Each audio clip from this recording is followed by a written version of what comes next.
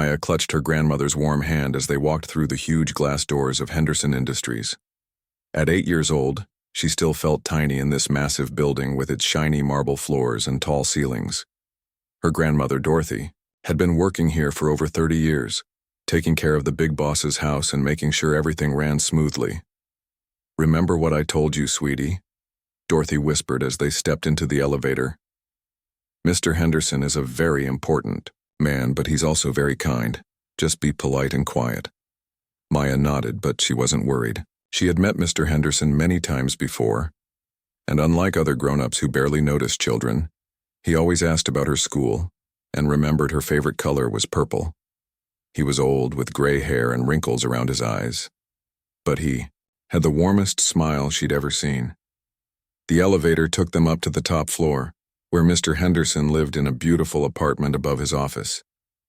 Dorothy had keys to everything because she was more than just a housekeeper. She was like family to the old man who had no children or wife of his own. "Dorothy, my dear friend," Mr. Henderson called out as they entered. He was sitting in his favorite leather chair, reading the newspaper with his glasses perched on his nose. "And there's my favorite young lady. How's school going, Maya?"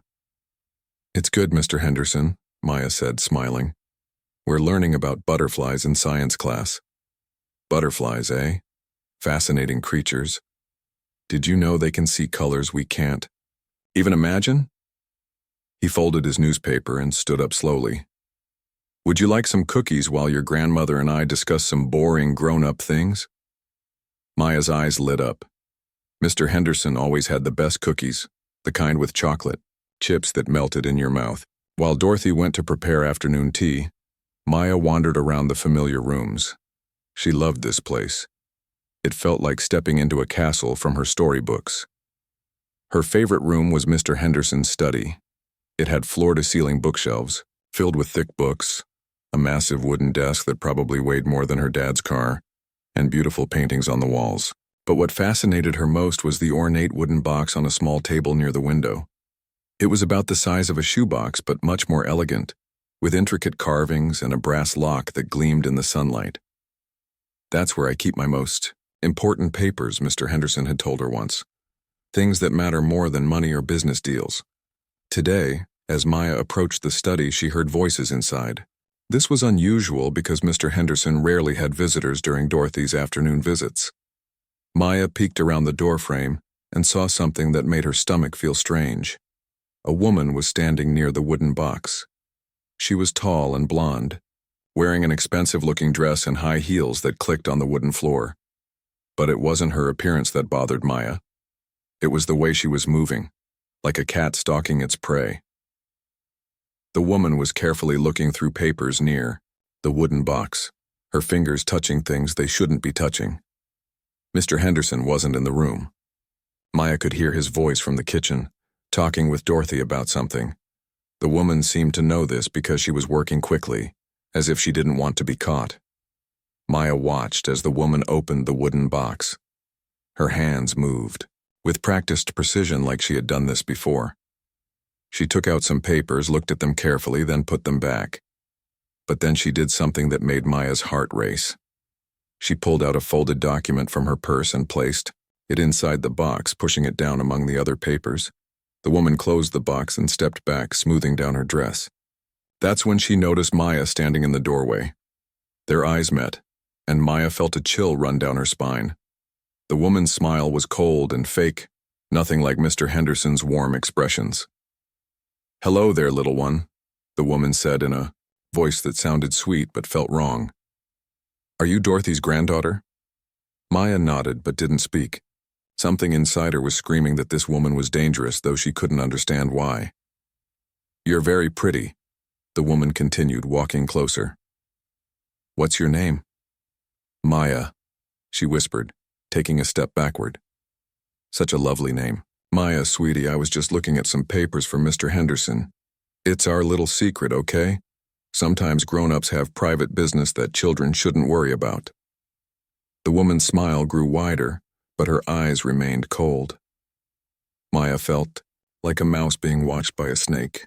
"I don't think Mr. Henderson likes people touching his special box," Maya said quietly. The woman's expression flickered for just a moment, revealing something ugly underneath the fake sweetness. "Oh, darling, Mr. Henderson asked me to look at those papers. We're very close friends, but it's still better if you don't mention it, okay? It's boring grown-up stuff anyway."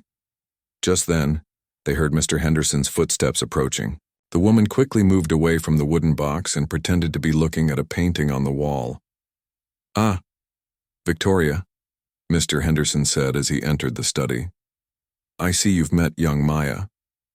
"Victoria?" Maya repeated the name in her mind, wanting to remember it. "Yes, she's absolutely adorable," Victoria said, her fake smile returning. "You're so lucky to have Dorothy and her family care about you." Mr. Henderson looked confused. "Victoria, I don't believe we've discussed Dorothy's family before." Victoria laughed, but it sounded forced. "Oh, you mentioned her granddaughter once. I have a good memory for details." Maya watched this exchange carefully. Adults often missed things that seemed obvious to children.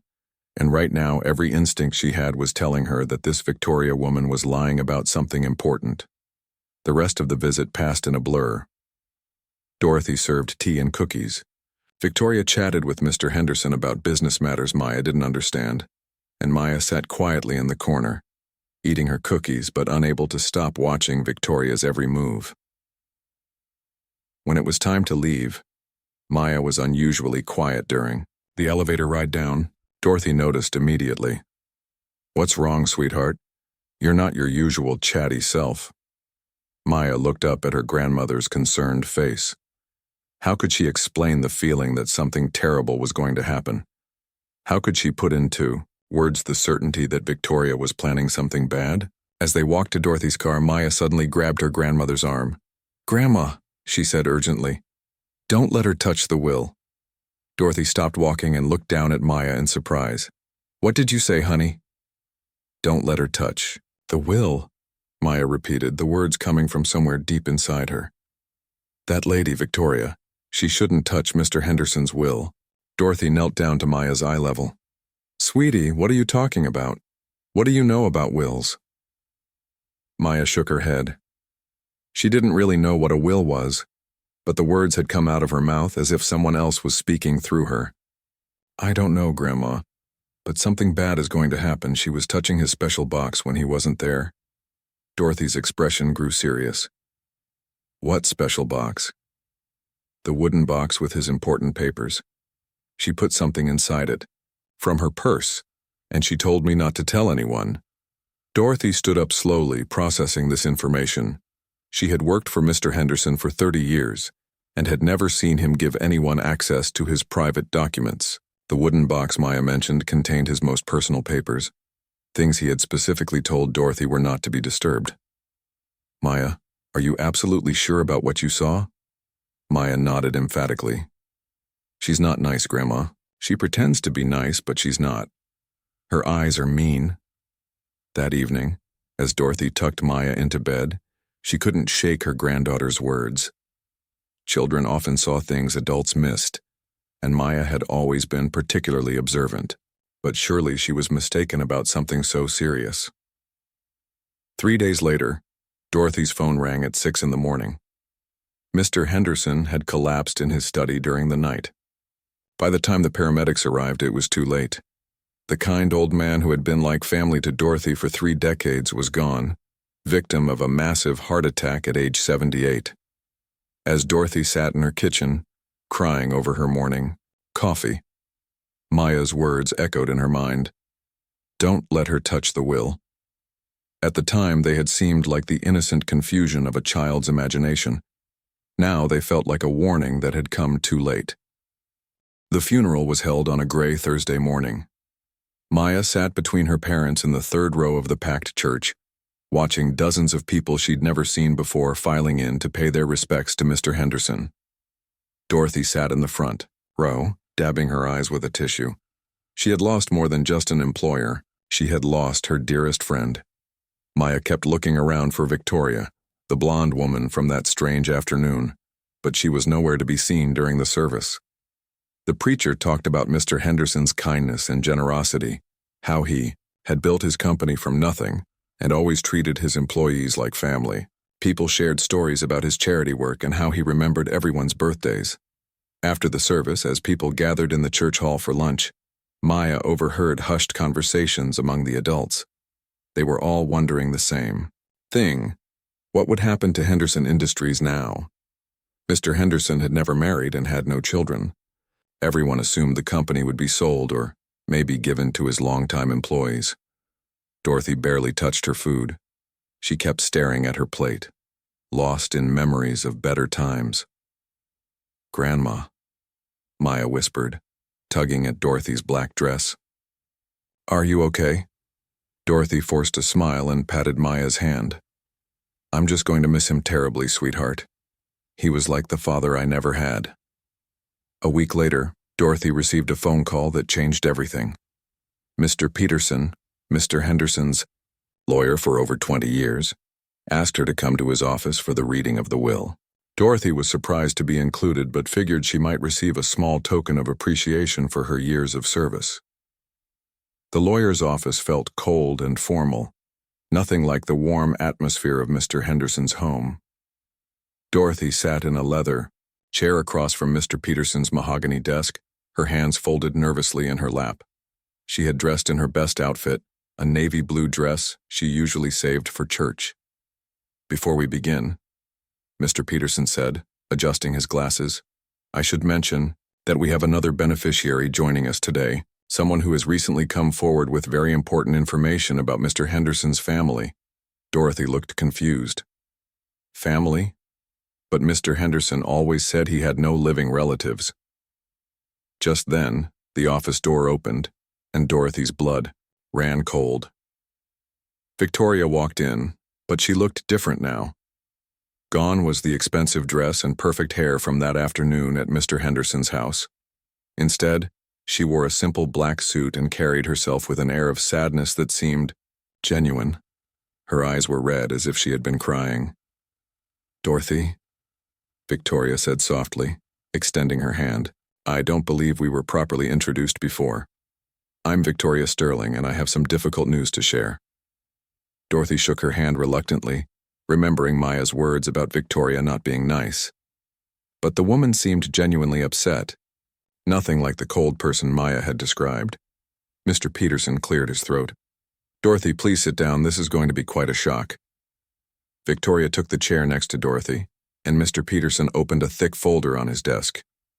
"It appears," the lawyer began slowly, "that Mr. Henderson was not as alone in this world as we all believed. Victoria has provided substantial evidence that she is, in fact, his daughter." Dorothy felt like the wind had been knocked out of her. "His daughter? But that's impossible. Richard never mentioned having a child, not once in 30 years. Victoria dabbed at her eyes with a tissue. "I know this is hard to believe, Dorothy. It's hard for me, too. I only recently learned the truth about my parentage." She reached into her purse and pulled out a manila envelope. "My mother passed away 6 months ago. Cancer. Before she died, she gave me these documents and told me the truth about my father." Victoria spread several papers across Mr. Peterson's desk.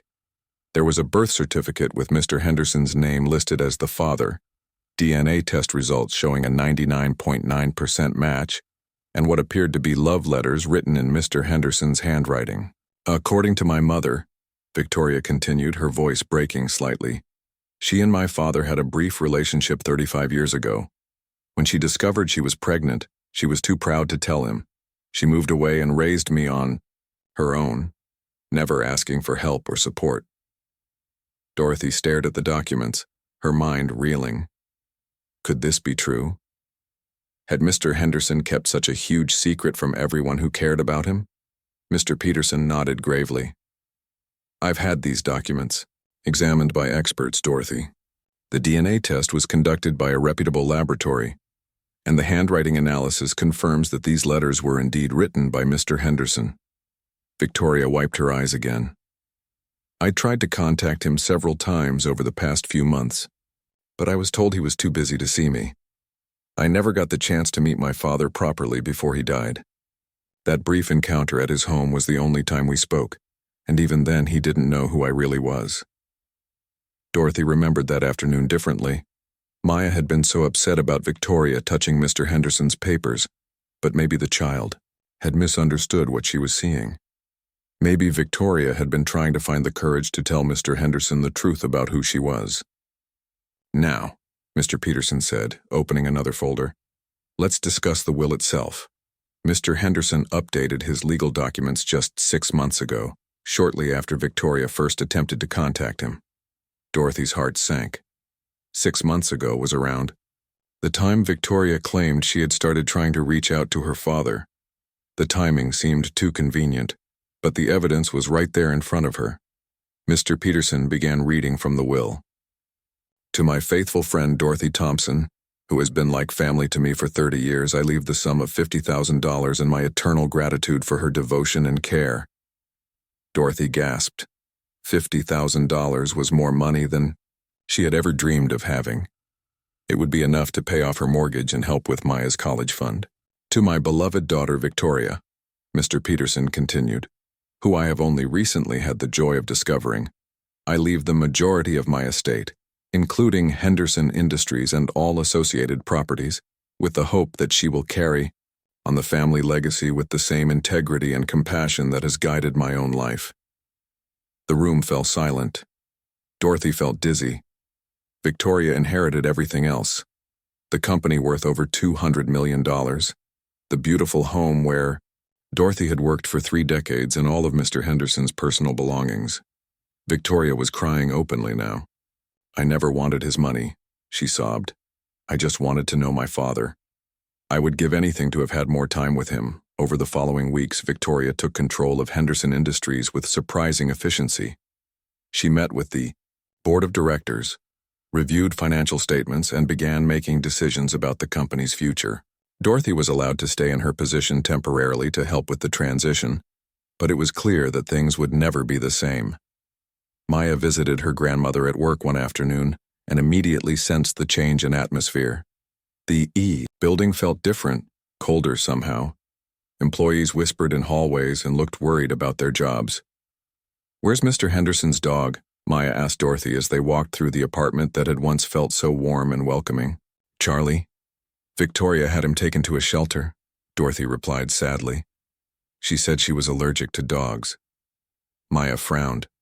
This didn't seem right. Mr. Henderson had loved Charlie more than anything. The golden retriever had been his constant companion for 8 years. As they passed Mr. Henderson's study, Maya noticed that many of his personal items were gone. The family photos that had covered his desk were nowhere to be seen, and several of his favorite books had been removed from the shelves. "Grandma," Maya said quietly, "something's wrong." Dorothy sighed. "I know it's hard to understand, sweetheart, but Victoria is his daughter. She has the right to make changes." But Maya shook her head. "No, Grandma, something's really wrong. Remember what I told you about not letting her touch the will?" Dorothy had tried to forget Maya's strange warning, but it kept coming back to her, especially when Victoria made decisions that seemed completely contrary to everything Mr. Henderson had stood for. Just that morning, Victoria had announced plans to sell off 2 of the company's divisions, putting over 300 people out of work. The real shock came the following week when Victoria called a meeting with all senior employees. She stood at the head of the conference table, looking every inch the successful businesswoman, and delivered news that left everyone stunned. After careful consideration, Victoria announced, "I've decided that the best way to honor my father's legacy is to sell Henderson Industries to Cromwell Corporation. They've made an excellent offer, and the sale will be completed within 60 days. Dorothy felt her world crumble. Cromwell Corporation was Henderson Industries' biggest competitor, a company that Mr. Henderson had despised for their ruthless business practices and poor treatment of employees. He had sworn many times that he would never let them get their hands on his life's work. After the meeting, Dorothy approached Victoria in the hallway. "Victoria, I don't understand. Your father hated Cromwell Corporation. He would never have wanted them to buy his company." Victoria's expression hardened for just a moment before the sad smile returned. Dorothy, I appreciate your concern, but you have to understand that I knew my father differently than you did. Dorothy couldn't sleep that night. She lay in bed staring at the ceiling, replaying every conversation she'd had with Mr. Henderson over the past 30 years. Had there been any hint, any clue that he had a daughter somewhere? She searched her memory desperately, but found nothing. Not a single mention of a romantic relationship, a woman from his past, or any regret about missing out on fatherhood. The next morning, Maya bounced into Dorothy's kitchen for their usual Saturday breakfast, together. But instead of her grandmother's warm smile and pancakes on the stove, she found Dorothy sitting at the table with cold coffee and a troubled expression. "Grandma, what's wrong?" Maya asked, climbing into the chair across from her. Dorothy looked at her granddaughter's concerned face and felt a wave of guilt. Here she was, letting an 8-year-old worry about adult problems. But Maya had been the only one to sense something wrong about Victoria from the very beginning. "Maya, honey, do you remember what you told me about that lady, Victoria? About not letting her touch the will?" Maya nodded seriously. She was doing something bad in Mr. Henderson's study. I could feel it. "What exactly did you see her doing?" Maya closed her eyes, trying to remember every detail. She was looking through papers by his special wooden box. But she wasn't reading them like normal people do. She was being sneaky, like when my friend Lila cheats on tests at school. Dorothy leaned forward. "Tell me more about the sneaky part." "Well," Maya said, scrunching up her face in concentration. She kept looking toward the door to make sure nobody was coming, and her hands were shaking a little, like she was nervous. Then she opened the wooden box and took something out, but she also put something in. "You're sure she put something inside the box?" "Yes." She took a folded paper from her purse and pushed it down with the other papers. Then she closed the box real quick when she heard Mr. Henderson coming. Dorothy felt her heart skip a beat. Maya's memory was usually perfect when it came to details that interested her. If she said Victoria had placed something in that wooden box, it was probably true. "Maya, did Victoria seem to know where things were in Mr. Henderson's study, like she had been there before?" Maya shook her head immediately. "No, that's another weird thing. She looked in the wrong drawer when she was searching for something. Mr. Henderson always kept his important pens in the top left drawer, but she looked in the right one first. And when Charlie came running in, she called him Rex instead of his real name." Dorothy's blood ran cold. Maya was right. Mr. Henderson's beloved golden retriever was named Charlie, and he had talked about that dog constantly. Anyone who really knew Mr. Henderson would never get Charlie's name wrong. Over the next few days, Dorothy began paying closer attention to Victoria's behavior at the office. Small things that had seemed like grief-related confusion now appeared, in a different light. Victoria couldn't find Mr. Henderson's private bathroom on her second day, even though she claimed to have visited the office before. She didn't know that he always drank his coffee black with 1 sugar cube, not cream. Most telling of all, she had no idea that Mr. Henderson donated to the Children's Hospital every Christmas, a tradition he had maintained for 15 years. Maya visited the office again the following week, while Victoria was in meetings with potential buyers. As they walked through Mr. Henderson's apartment, Maya stopped suddenly in the living room. "Grandma, where's the picture of the little boy?" Dorothy looked at the mantelpiece where Maya was pointing. "What little boy, sweetheart?" "There used to be a picture right there of Mr. Henderson when he was little. He showed it to me once and told me about his pet rabbit named Snowball. The picture had a fancy gold frame." Dorothy remembered the photograph Maya was talking about. It had indeed sat on the mantelpiece for years, a sweet image of young Richard Henderson holding a white rabbit in his backyard. But now it was gone, along with several other family photos. "Victoria must have packed it away," Dorothy said, but she felt uneasy. Why would Victoria remove pictures of her father's childhood? Maya wandered into the study and immediately noticed more changes. "His favorite book is gone too," she announced. "The red one about adventures that he always kept right here on his desk." Dorothy checked the spot Maya indicated. The worn copy of Treasure Island that Mr. Henderson had owned since childhood was indeed missing. He used to flip through it whenever he felt stressed, saying it reminded him of simpler times. "Grandma," Maya said quietly, "I don't think she really knew Mr. Henderson at all." That afternoon, Dorothy decided to do something she had never done. In 30 years of employment, she went through Mr. Henderson's personal papers. Not the important legal documents, those were locked away, but his everyday correspondence, his appointment books, and his personal notebooks. What she found made her hands tremble. Mr. Henderson had been a meticulous record keeper, writing down everything from business meetings to grocery lists. His appointment books going back 5 years showed no meetings with anyone named Victoria or Victoria Sterling.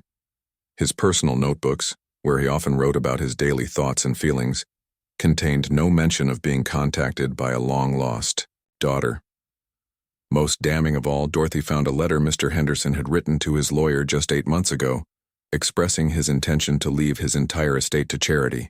The letter specifically mentioned his desire to ensure that his company would never fall into the hands of competitors like Cromwell Corporation. That evening, Dorothy called her son Robert, Maya's father. She needed to talk to another adult about her growing suspicions, but she was afraid they would think she was being paranoid or jealous. "Dad? Dorothy sounds really upset," Maya told her father after overhearing part of the phone conversation. "She thinks something bad happened to Mr. Henderson's will." Robert found his mother pacing in her living room, clutching a handful of papers. "Mom, what's going on? You sounded panicked on the phone." Dorothy showed him everything she had discovered. The missing photographs, the appointment books with no record of Victoria's visits, the letter about leaving money to charity instead of family. "But Mom," Robert said gently, "the DNA test proved she's his daughter. And those love letters were definitely in his handwriting. Maybe he just kept the relationship secret because he was ashamed or hurt that the woman left him." "But what about Maya's observations?" Dorothy insisted. "She saw Victoria acting suspicious that day, and Victoria doesn't know basic things about her supposed father, his dog's name, his coffee preferences, his childhood memories." Robert sighed. He loved his mother, but grief could make people imagine conspiracies where none existed. "Mom, maybe Victoria is just different from what Mr. Henderson expected. Maybe she's overwhelmed by inheriting so much money and responsibility." But Maya, who had been listening from the kitchen doorway, spoke up. "Daddy, grown-ups always think kids don't notice things, but we do. That lady was stealing something from Mr. Henderson's special box. I saw her put something inside it that didn't belong there." Robert looked at his daughter's serious expression. Maya wasn't prone to making up stories, and she had always been unusually perceptive for her age. "What kind of something, sweetheart?" "A folded paper from her purse." She pushed it down with the other papers and tried to hide it. Dorothy felt vindicated. "Robert, what if Victoria put a fake will in that wooden box? What if the real will is somewhere else?" "Mom, that's a pretty serious accusation. The lawyers authenticated everything. But what if they only authenticated what Victoria showed them? What if there's another will that nobody knows about?" The conversation was interrupted by Dorothy's phone ringing. It was Victoria, calling about changes to the office cleaning schedule. Dorothy tried to sound normal, but her voice was strained. "Dorothy, you sound tired," Victoria said with what seemed like genuine concern. "This transition must be difficult for you. I hope you know how much I appreciate everything you're doing to help." "Of course, Victoria. It's what Mr. Henderson would have wanted." "Yes, well, speaking of what my father wanted, I've been going through more of his personal effects. I found some items that might be meaningful to you. Photos, small mementos. Would you like to have them?" Dorothy's suspicion flared. "What kind of photos?" "Oh, just some old family pictures, his childhood photos, that sort of thing. I thought you might want them since you cared about him so much." Dorothy realized that Victoria was trying to get rid of evidence, the very photos and personal items that proved she didn't really know Mr. Henderson at all. "That's very thoughtful of you, Victoria. I'd love to see them." After hanging up, Dorothy turned to her son with new determination. "Robert, she's trying to get rid of Mr. Henderson's personal things because they prove she doesn't know him. And I think Maya is right about that wooden box. What if Victoria planted a fake will?" Robert was beginning to see his mother's point. The timing was suspicious. Victoria appearing just months before Mr. Henderson's death, the will being changed at exactly the right moment, and her eagerness to sell the company to people Mr. Henderson despised. Mom, even if you're right, how can we prove it? The lawyers, the DNA tests, the handwriting analysis, everything supports her story. Dorothy looked at Maya, who was sitting quietly, but listening to every word. Dorothy's hands shook as she dialed the number she had found in Mr. Henderson's old phone book. Detective Blake Harrison had worked as a private investigator for over 20 years, and Mr. Henderson had hired him several times to check backgrounds on potential business partners. If anyone would take their concerns seriously, it would be someone who had actually known and respected Mr. Henderson. The phone rang 3 times before a gruff voice answered. Harrison Investigations. Mr. Harrison? This is Dorothy Thompson. I worked for Richard Henderson for 30 years. I need your help with something very important. There was a pause. Dorothy, I remember you. Richard spoke about you often. I was sorry to hear about his passing. What can I do for you? Dorothy took a deep breath. I think someone may have stolen his inheritance through fraud. I know it sounds crazy, but I have reasons to believe the will that was probated isn't the real one. Another pause, longer this time. That's a serious accusation, Dorothy. What makes you think that? Can we meet in person? I have evidence, and there's someone else you need to talk to. My granddaughter saw something the day before Mr. Henderson died that might be important. Detective Harrison agreed to meet them the next afternoon at a small coffee shop downtown, away from curious eyes and ears. Dorothy spent the entire night organizing her evidence. The appointment books, the letter about charitable donations, photos of the missing personal items, and a list of all the things Victoria had gotten wrong about Mr. Henderson. Maya was nervous about meeting the detective, but she understood how important it was. Grandma, what if he doesn't believe me because I'm just a kid? Then we'll make him believe you, sweetheart. Sometimes children see things that adults miss because they're not clouded by what they think should be true. Detective Harrison was a tall man with gray hair and kind eyes behind wire-rimmed glasses. He looked like someone's grandfather, which immediately put Maya at ease. He ordered hot chocolate for Maya and coffee for Dorothy, then listened patiently as Dorothy explained their suspicions. So you're telling me, Detective Harrison said slowly, that this Victoria Sterling doesn't know basic personal details about Richard, despite claiming to be his daughter? She called his dog Rex instead of Charlie, Maya piped up, and she didn't know where his special pens were kept or that he liked 1 sugar cube in his coffee, not cream. Detective Harrison smiled at Maya. You're very observant. Tell me about the day you saw her in his study. Maya straightened up in her chair, feeling important. She was being sneaky by his wooden box. She kept looking at the door to make sure nobody was coming. Then she opened the box and put something inside from her purse. A folded paper. She pushed it down with the other papers and closed the box real quick. And you're certain she put something in, not just took something out? I'm sure. I watched the whole thing. And when she saw me watching, she got this scary look in her eyes, even though she tried to smile and be nice. Detective Harrison turned to Dorothy. You said Richard had written a letter about leaving his estate to charity? Dorothy showed him the letter, dated 8 months before Mr. Henderson's death. He was very specific about not wanting his company to fall into the hands of competitors, but Victoria sold it to Cromwell Corporation, the company he hated most. Detective Harrison studied the letter carefully. This is definitely Richard's handwriting. I've seen enough of his correspondence to recognize it. And this contradicts the will that was probated. There's more, Dorothy said, pulling out the appointment books. I went through 5 years of his calendars. There's no record of any meetings with Victoria or anyone claiming to be his daughter. Detective Harrison flipped through the pages, noting Mr. Henderson's meticulous record-keeping. Richard wrote down everything, didn't he? Even lunch meetings and doctor's appointments. Everything, Dorothy confirmed. If Victoria had really been trying to contact him for months, there would be some record of it. The detective leaned back in his chair, processing everything he had heard. The DNA test and handwriting analysis seemed conclusive, But you're right that something doesn't add up. Let me do some digging into Victoria Sterling's background.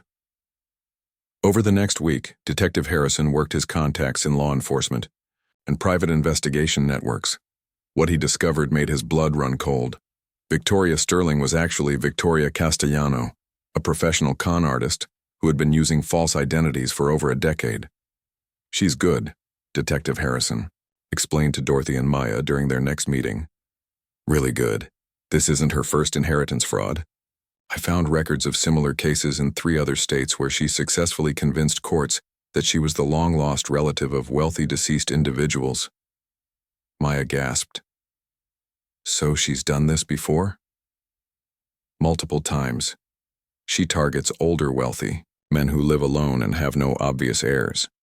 She studies them for months, learning their habits and personal history, then creates a convincing false identity. Dorothy felt sick. But the DNA test? The love letters in Mr. Henderson's handwriting? The DNA test was faked. She has a contact at a corrupt laboratory that produces false results for a fee. As for the handwriting, she hired one of the best forgers in the country. He specializes in creating fake historical documents. Detective Harrison spread several photographs across the coffee shop table. These are surveillance photos from her previous cases. Look familiar? Dorothy stared at the images. There was Victoria with different hair colors and styles, using different names but always the same cold eyes that Maya had noticed. How did she learn so much about Mr. Henderson? Dorothy asked. She's thorough. She probably spent months researching him online, reading old newspaper interviews, maybe even talking to former employees who didn't know her real intentions. She builds a convincing background story, then waits for the right moment to strike. Maya had been quietly listening, but now she spoke up. What about the wooden box? Did she really put a fake will inside? Detective Harrison nodded grimly. That's exactly what I think happened. She planted forged documents in places where they would be found after Richard's death. The wooden box, his desk drawers, maybe even his safe. But where's the real will? Dorothy asked. That's what we need to find out. Richard was too smart to keep only one copy of something that important. There has to be another will somewhere, probably in a place that only he knew about. Dorothy tried to think like Mr. Henderson. Where would he hide something that important? Not in the obvious places like his safe or filing cabinets. Those were too easy for someone to access. He would want it somewhere personal, somewhere that had meaning to him. The photo, Maya suddenly exclaimed. Both adults looked at her in surprise. What photo, sweetheart? Dorothy asked. The picture of him as a little boy with his rabbit. Victoria took it away. But Mr. Henderson always said it was his most precious possession. What if he hid something behind it? Dorothy's eyes widened. Mr. Henderson had indeed treasured that childhood photograph. He used to tell Maya stories about growing up on his family's farm and how that picture reminded him of simpler, happier times. Maya, you might be onto something, Detective Harrison said. Where would that photograph be now? Victoria said she was packing away his personal things, Dorothy remembered. She offered to give me some of his mementos. Detective Harrison leaned forward. Dorothy, you need to accept that offer, but don't let on that you suspect anything. We need to get our hands on that photograph and any other personal items she's trying to dispose of. What if she's already thrown them away? I don't think so. Victoria is smart, but she's also careful. She wouldn't want to be seen destroying potential evidence. She's probably planning to donate everything to charity or sell it, which would make the items disappear without raising suspicion. That evening, Dorothy called Victoria and accepted her offer to take some of Mr. Henderson's personal belongings. Victoria seemed pleased and suggested they meet at the office the next morning. I've been going through his things, Victoria said, with fake sadness in her voice. It's so difficult, but I know he would want his treasures to go to someone who truly cared about him. Dorothy agreed, trying to keep her voice steady. That's very kind of you, Victoria. Richard would appreciate that. As Dorothy hung up the phone, she felt a mixture of excitement and terror. Tomorrow they might find the evidence they needed to expose Victoria's fraud, but they would also be walking into the lion's den, coming face to face with a dangerous criminal who had successfully fooled courts and lawyers multiple times. Maya appeared in the doorway, still in her pajamas. "Grandma, are you scared?" Dorothy pulled her granddaughter into a hug. "A little, sweetheart. But we're doing the right thing. Mr. Henderson deserves justice. And all those people who are losing their jobs because Victoria sold the company deserve to know the truth. What if she figures out that we know?" Dorothy looked into Maya's serious 8-year-old eyes. "Then we'll deal with that when it happens. But right now, we have something Victoria doesn't know we have." "What's that?" Dorothy smiled. "We have the truth. And the truth has a way of coming out no matter how well someone tries to hide it." The next morning would bring them face to face with Victoria Sterling one final time. They had no idea that within hours they would uncover evidence that would not only expose. Dorothy's hands trembled as she walked into Henderson Industries the next morning.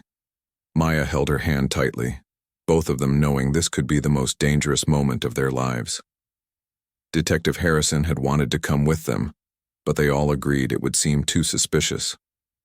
Instead, he was parked across the street in an unmarked car, watching through high-powered binoculars. Victoria was waiting in Mr. Henderson's old office, surrounded by cardboard boxes filled with his personal belongings. She looked genuinely sad as she gestured to the items, but Dorothy now knew it was all an act. "I've been going through everything," Victoria said softly. "It's heartbreaking, really. My father lived such a full life, but he kept it all to himself." Maya squeezed Dorothy's hand, reminding her to stay calm. They were looking for the childhood photograph with the rabbit, and they couldn't let Victoria know how important it was. "These are some of his favorite books," Victoria continued, pointing to a box. "And here are his photo albums and personal pictures. I thought you might want to keep some as memories." Dorothy's heart raced as she saw the familiar gold frame peeking out from one of the boxes. There it was, the photograph of young Richard Henderson holding his beloved rabbit Snowball. She tried to act casual as she picked it up.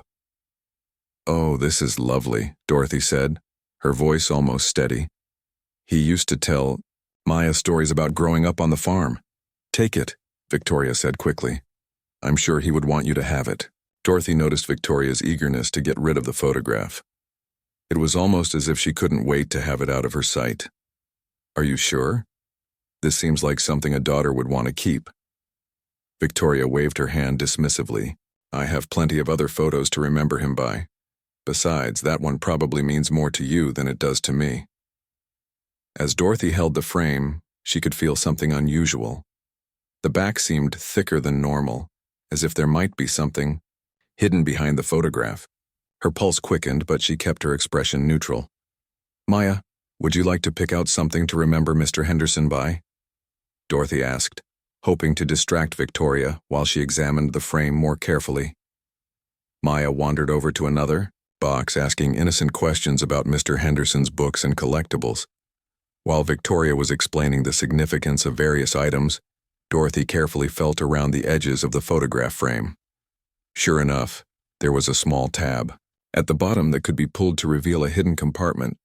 Just then, Victoria's phone rang. "Excuse me, this is an important call about the company sale," she said, stepping into the hallway to take the call privately. The moment Victoria was out of sight, Dorothy quickly pulled the tab on the frame. A folded document slipped out into her hands. Even without opening it, she could see it was a legal document with Mr. Henderson's signature at the bottom. "Maya, we need to go right now," Dorothy whispered urgently. "Did you find something?" Maya whispered back. "I think so, but we can't let Victoria know." They quickly gathered a few other items to make it look like a normal visit, then called out to Victoria that they were leaving.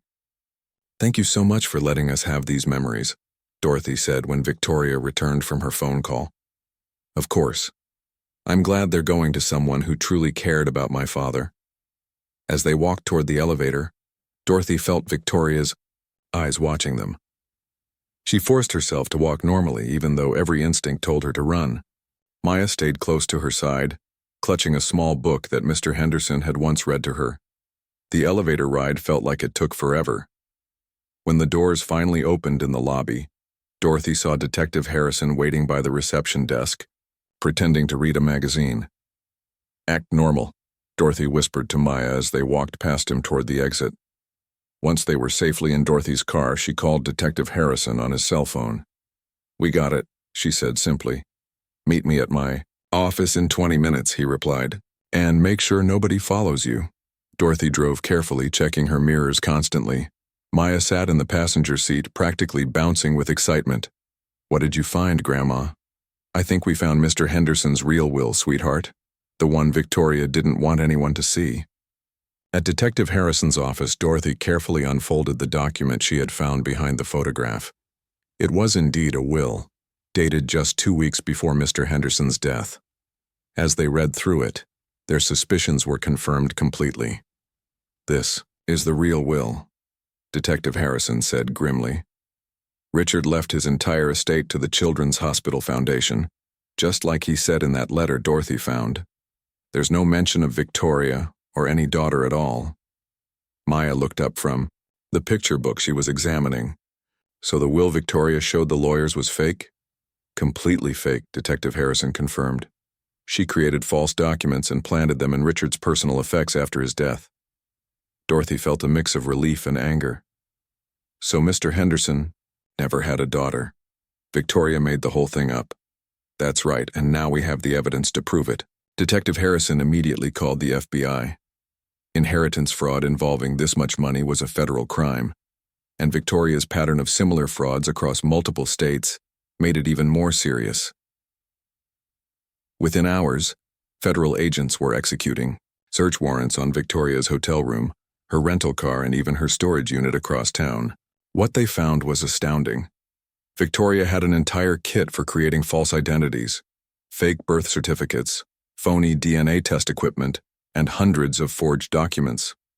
They also found detailed research files on 12 other wealthy elderly men in different states, suggesting that Mr. Henderson wasn't her only victim. But the most damning evidence was found on her laptop computer. Victoria had kept detailed records of her entire operation, including communications with her accomplices, the corrupt lab technician who faked DNA tests, the master forger who created the handwriting samples, and even a county clerk who had helped falsify birth records. When federal agents arrived at Henderson Industries to arrest Victoria, she was in the middle of signing final paperwork to transfer ownership to Cromwell Corporation. The look of shock on her face when she saw the FBI badges was something Dorothy would never forget. "Victoria Castellano," the lead agent announced, "you're under arrest for federal inheritance fraud, conspiracy, and identity theft." Victoria's carefully constructed facade crumbled instantly. Gone was the grieving daughter act, replaced by the cold, calculating criminal she really was.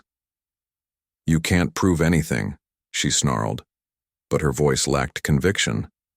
"Actually, we can," the agent replied, holding up the real will. Thanks to some very observant people who cared enough about the victim to ask questions, the arrest made national news. The story of how an 8-year-old girl's sharp observations had exposed a multi-million-dollar fraud captivated people across the country.